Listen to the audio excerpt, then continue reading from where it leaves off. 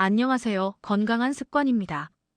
오늘은 다소 무거운 주제이지만 암에 관련한 내용을 주제로 이야기해 보겠습니다. 암 환자분들은 치료를 위해 항암제를 맞으면 CT나 검사에서 종양이 눈에 띄게 줄어드는 경우가 많습니다. 그런데 분명 거의 다 사라진 것처럼 보였는데 몇 년 지나 다시 암이 올라오는 경우도 있죠. 왜 이런 일이 생길까요? 요즘 의학에서는 그 이유 중 하나로 암줄기세포라는 존재를 많이 이야기합니다. 일반 암세포는 항암제나 방사선에 비교적 잘 반응하지만 암줄기세포는 자극에 강하고 오랫동안 몸속에 숨어 있다가 시간이 지나 다시 깨어나 암덩어리를 만들 수 있는 것으로 알려져 있습니다. 그래서 치료가 잘 된 것 같은데도 재발하거나 재발한 암이 처음보다 더 다루기 어려운 경우가 생기는 것이죠. 수술로 눈에 보이는 종양을 잘라내고 항암 방사선 표적 치료를 동원해도 혈관이나 조직 속에 숨어 있는 아주 작은 세포까지 완전히 없애는 것은 아직 쉽지 않습니다. 그래서 의사들도 완치라는 표현을 조심스럽게 쓰는 이유가 여기에 있습니다. 그렇다고 해서 그냥 운에 맡기고 포기해야 할까요? 요즘 연구들을 보면 암세포를 무조건 없애는 것만이 아니라 몸 안 환경을 바꾸면서 세포들이 더 건강한 방향으로 가도록 돕는 일종의 유전자 스위치 조절 개념도 많이 다뤄지고 있습니다. 원래 암세포도 처음부터 나쁜 세포가 아니었습니다. 우리 몸의 정상세포가 여러 자극과 스트레스, 식습관, 환경 영향 등을 받으면서 유전자 스위치가 어긋나 비정상적으로 변한 상태라고 볼 수 있습니다. 그렇다면 생활습관과 식단, 마음가짐을 바꾸어 이 스위치를 조금씩 더 안정적인 방향으로 돌려놓는 것이 장기적으로 큰 도움이 될 수 있겠죠. 실제로 몇몇 연구에서는 식단과 생활습관을 적극적으로 관리한 암 환자 그룹이 그렇지 않은 그룹에 비해 생존율이 더 높고 재발률이 낮았다는 결과도 있습니다. 물론 이것이 약을 대신하거나 모든 사람에게 똑같이 나타나는 기적의 방법은 아닙니다. 다만 표준 치료와 더불어 몸이 스스로 회복할 수 있는 환경을 만들어주는 보조적인 도구로서 의미가 있다는 점에 많은 전문가들이 공감하고 있습니다. 일본 한 암 환자들의 모임의 예를 들어보면 이들의 생존율은 95%로 우리나라 말기암 평균 생존보다 훨씬 높다는 걸 보여주고 있습니다. 그들의 비밀은 무엇이었을까요? 바로 100일입니다. 우리 몸의 여러 세포들, 특히 혈액과 간 세포, 장, 점막 세포 등은 몇 주에서 몇 달 단위로 계속 새로 만들어집니다. 그래서 식단과 생활 습관을 최소 100일 정도 꾸준히 유지하면 몸 안의 환경이 이전과는 꽤 다른 방향으로 바뀔 수 있다는 의미입니다. 이제부터는 암 환우분들이나 재발을 걱정하시는 분들이 일본 암 환자의 생존율의 비밀의 열쇠를 알려드리기 위해 참고해 볼 수 있는 음식과 습관을 정리해서 말씀드리겠습니다. 어디까지나 치료를 대신하는 것이 아니라 담당 의사와 상의하면서 병행할 수 있는 생활 관리라는 점 꼭 기억해 주세요. 먼저 장을 돌보는 음식입니다. 우리 면역세포의 상당 부분이 장점막과 장내에 자리하고 있다는 말 많이 들어보셨을 겁니다. 장 속에는 수많은 미생물이 살고 있는데 이 균들의 구성과 균형이 면역 반응과 염증, 심지어 항암제 반응에도 영향을 줄 수 있다는 연구들이 계속 나오고 있습니다. 이런 장 환경을 돕는 대표적인 음식이 발효 콩 음식입니다. 청국장, 된장, 발효된 콩으로 만든 음식들이 여기에 속합니다. 콩 자체의 단백질과 이소플라본도 좋지만 발효 과정에서 생기는 유익균과 효소들이 장 속에서 좋은 역할을 할 수 있습니다. 여기에 검은 콩을 더해 드시면 검은색을 내는 색소 성분이 항산화와 혈관 건강을 돕는 데 보탬이 될 수 있습니다. 청국장찌개를 끓이실 때는 처음부터 오래 끓이기보다는 반은 끓일 때 넣고 나머지 반은 불을 끈 뒤 식을 때 섞어서 발효균과 효소를 조금이라도 더 살려 드시는 것도 좋습니다. 짠 국물보다 건더기를 위주로 드시는 것이 더 도움이 됩니다. 두 번째로 중요한 것은 세포막을 부드럽게 가꾸는 좋은 지방입니다. 우리 몸의 모든 세포는 세포막이라는 얇은 막으로 둘러싸여 있는데 이 막이 딱딱하고 상한 기름으로 채워져 있으면 산소와 영양분의 출입, 노폐물 배출이 원활하기 어렵습니다. 이때 도움을 줄 수 있는 것이 식물성 오메가3 지방입니다. 아마씨유, 들기름이 대표적이죠. 특히 들기름은 오메가3 함량이 높은 편이고 함께 들어있는 여러 식물성 항산화 성분들이 몸속 산화 스트레스와 만성 염증을 줄이는데 보조적인 역할을 할 수 있습니다. 이런 기름은 뜨거운 불에 오래 가열하면 좋은 성분이 파괴되기 쉽기 때문에 요리가 다 끝난 후에 밥이나 나물, 채소 위에 한 숟가락 살짝 뿌려 드시는 식으로 활용하는 게 좋습니다. 냉압착 제품을 고르시고 개봉 후에는 반드시 냉장 보관하시고 가능하면 한 달 안에 드시는 것을 권해드립니다. 아침에는 들기름 한 큰술, 저녁에는 아마씨유 한 큰술처럼 무리되지 않는 양을 꾸준히 섭취하는 정도면 충분합니다. 세 번째는 버섯입니다. 버섯에는 베타글루칸이라는 성분이 풍부한데 이 성분은 우리 몸의 NK세포를 포함한 면역세포들의 활동을 자극하고 조절하는 역할을 하는 것으로 알려져 있습니다. 운지버섯처럼 특정 버섯 추출물이 항암 보조제로 연구되기도 했지만 일상 식단에서는 표고버섯, 새송이, 느타리, 양송이, 꽃송이 버섯 등 쉽게 구할 수 있는 버섯만 해도 충분히 도움이 됩니다.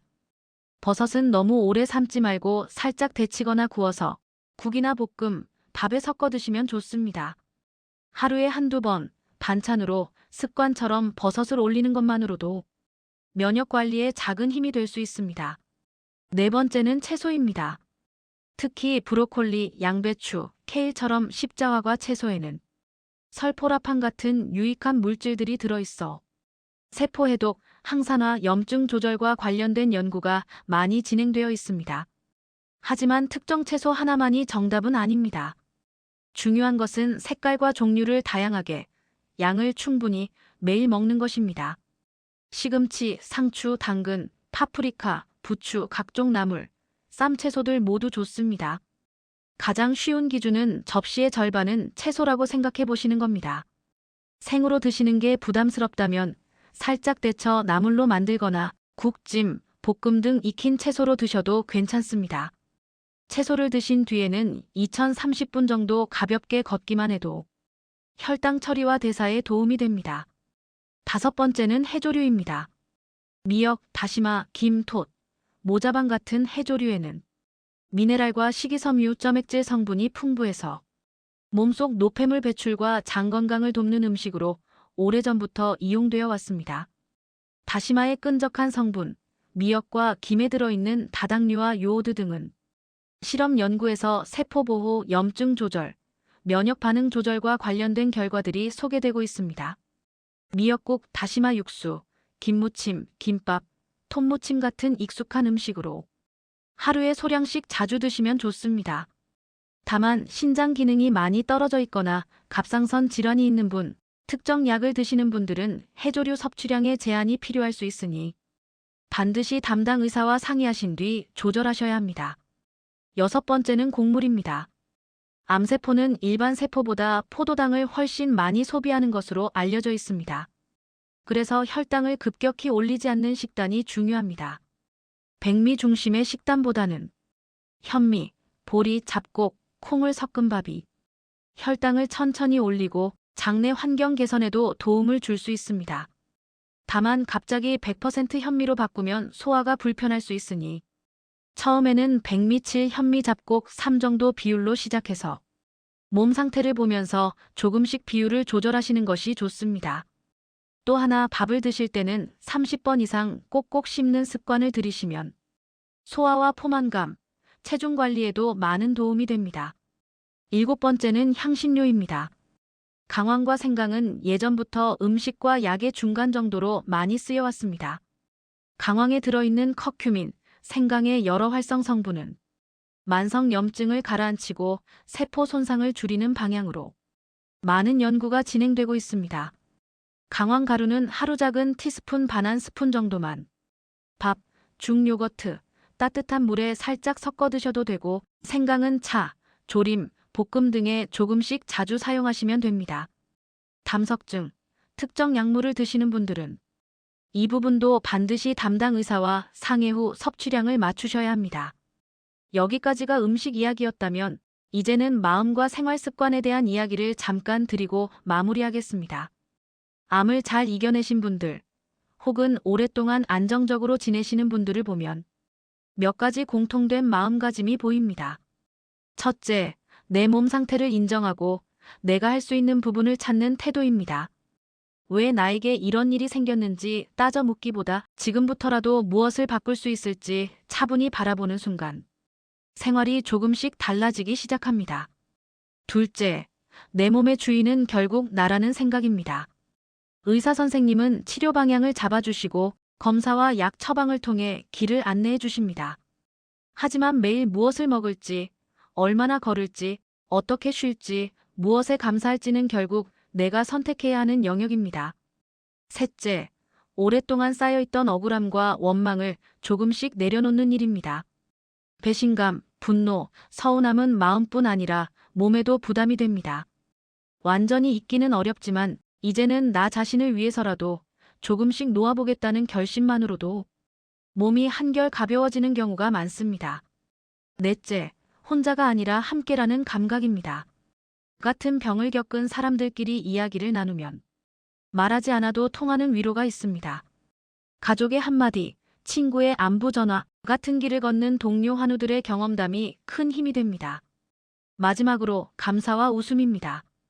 오늘 아침 눈을 떠서 숨을 쉬고 있다는 것, 밥을 먹을 수 있다는 것, 누군가와 통화할 수 있다는 것만으로도 감사합니다라고 적어보는 연습을 해보세요. 억지로라도 웃을 수 있는 시간도 필요합니다. 코미디, 유머 영상, 가족과의 이야기 속에서 짧게라도 웃는 시간이 쌓이면 몸과 마음의 긴장이 풀리고 스트레스 호르몬이 줄어드는데 큰 도움이 됩니다. 정리해보면 천천히 발효 콩 음식과 검은 콩, 좋은 식물성 기름, 버섯, 각종 채소, 해조류, 현미 잡곡, 강황과 생강을 식단에 조금씩 늘려가고 동시에 스트레스를 줄이고 감사와 웃음을 늘리는 것. 이것이 바로 100일 동안 우리 몸의 환경을 조금씩 더 건강한 방향으로 돌려보자는 제안입니다. 한꺼번에 다 바꾸려고 하지 마시고 이번 주에는 밥만, 다음 주에는 채소만, 그 다음에는 기름만 바꿔보는 식으로 단계적으로 가볍게 시작해보시면 좋겠습니다. 중요한 것은 완벽함이 아니라 멈추지 않는 작은 변화입니다.